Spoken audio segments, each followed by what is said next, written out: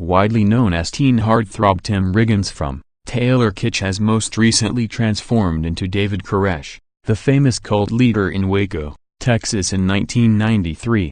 The miniseries, simply titled Waco, focuses on the 51-day siege between the FBI and the self-proclaimed Branch Davidians under Koresh's leadership.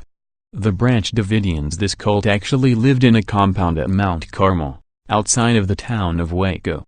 Koresh was the leader, criticized for having multiple wives, some underage, and additionally having children with his wives. Melissa Benoist of Supergirl gives a stunning performance of Koresh's first wife, Rachel. She holds a strong presence until the very end when she breaks viewers' hearts as she dies trying to save the other women and children. Other key figures are Michael Shannon, portraying real-life FBI negotiator Gary Nosnor, and Rory Culkin, portraying real-life Davidian survivor David Thibodeau. The story: 25 years ago, the ATF closed in on Mount Carmel with a search warrant regarding weapons violations and sexual abuse allegations. February 28, 1993, 78 ATF agents approached the compound in an AT vehicle convoy. The series shows the ATF firing shots into the compound, and the Davidians defending themselves by shooting back.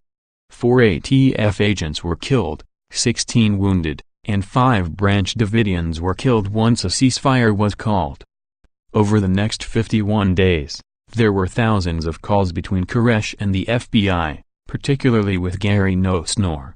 The real dialogue was used from these negotiations, in which Koresh insisted that he was waiting for a sign from God. Before the Davidians could follow through with their surrender, the FBI infiltrated the compound with tear gas on April 19, 1993. 76 people were killed, 25 of which were children, in the resulting fire that consumed the compound. How much of what's portrayed is true? Here are the facts. 76 people were killed in the fire. David Koresh died from a gunshot wound to the head. 35 people were freed before the events of April 19. The real-life David Thibodeau insists that the fire started was due to the flammable tear gas forced in by the FBI. FBI agents insist that Koresh started the fire himself to destroy evidence of the crime scene and fulfill a mass suicide. The show's creators, Drew and John Eric Dowdell, recently told The Ringer that they simply wanted to explore who the Branch Davidians were, without explicitly choosing a side. David Koresh is not meant to be portrayed as sympathetic and innocent, nor is the FBI meant to be portrayed as the bad guys and the guilty party.